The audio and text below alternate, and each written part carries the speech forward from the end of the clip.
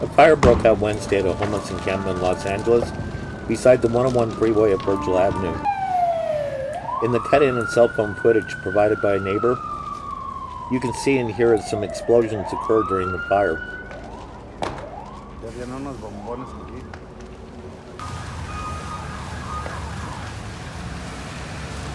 Llenas de humo.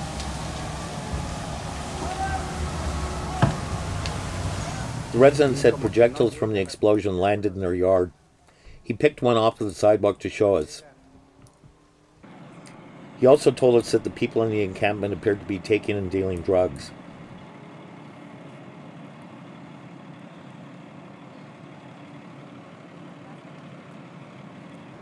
As the homeless population in Los Angeles has skyrocketed, so have the fires. Los Angeles experienced a staggering increase in the number of fires in 2020 and the early part of 2021, higher than in any year in memory. The increase in the number of fires since 2019 is over 45%. More than half of those fires are related to the homeless encampments. This fire endangered a neighboring apartment building.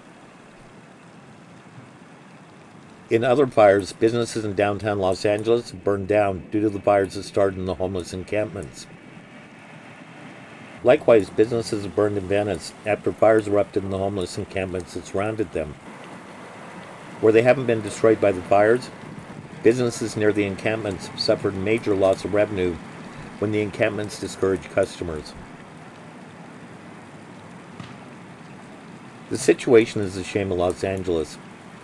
While hundreds of millions of dollars have been spent in an effort to house the homeless, they've failed miserably due to the corruption. The homeless problem will never be solved by throwing more money at it. The root causes need to be addressed. Los Angeles suffers from a severe lack of affordable housing. Beneath this problem is the corruption in government. A recent example is when the FBI arrested a number of Los Angeles City Council members in an elaborate pay-to-play scheme to build in the city.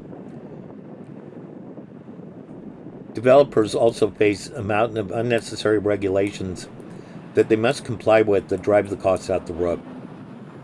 The homeless population in Los Angeles is also a testimonial to the utter failure of the war on drugs. Over $1 trillion has been spent on the war on drugs since 1971. Not only has it failed to resolve the problem of illegal drugs, we now have more illegal drugs on the streets than when it started. The homeless problem can seem complex, but that's only because we're looking too late on the chain.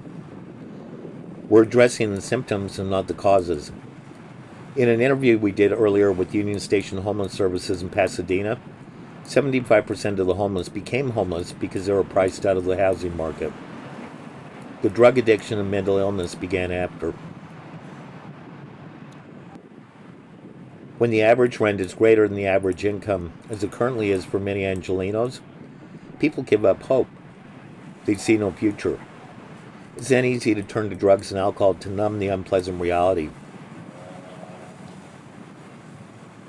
While housing and services are needed to lift those that have fallen into the trap back onto their feet, none of these solutions will work until we address the systemic corruption beneath the problem.